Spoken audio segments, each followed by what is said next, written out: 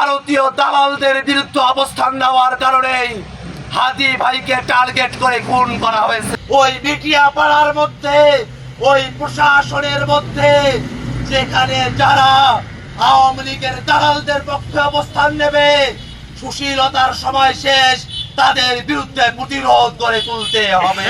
জুলাইয়ের যা কিছু ছাড় পড়ে গেছে, হাদি ভাইয়ের শাহাদাতের মধ্য দিয়ে আমরা জুলাইকে পরিপূর্ণ করার শপথ দিচ্ছি। আমরা জুলাইয়ের মধ্য দিয়ে নতুন বাংলাদেশ চেয়েছি। বাংলাদেশ থেকে দিল্লির দালালদেরকে উৎখাত করতে চেয়েছি। আমরা আওয়ামী লীগকে উৎখাত করেছি, কিন্তু এখনো পর্যন্ত বাংলাদেশের প্রশাসনে, বাংলাদেশের মিডিয়ায়, বাংলাদেশের সর্বত্র ভারতীয় দালালরা বাংলাদেশ বিরোধী ষড়যন্ত্র করে যাচ্ছে।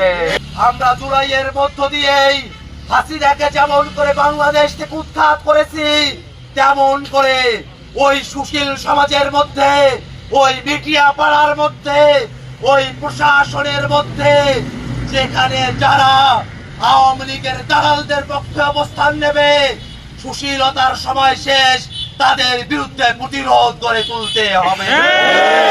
ভাইরা আমার, হাদি ভাই জীবন দিয়েছেন। হাদি ভাই একা মানুষ নন।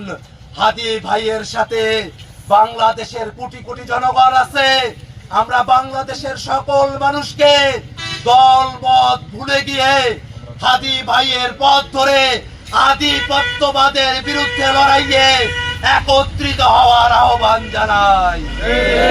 বাংলাদেশের স্বার্থের বিপক্ষে যে ভারতীয় দালালেরা যায়, তাদের বিরুদ্ধে অবস্থান নিয়েছেন, কিন্তু ভারতীয় দালালদের বিরুদ্ধে অবস্থান নেওয়ার কারণে হাদি ভাইকে টার্গেট করে খুন করা হয়েছে।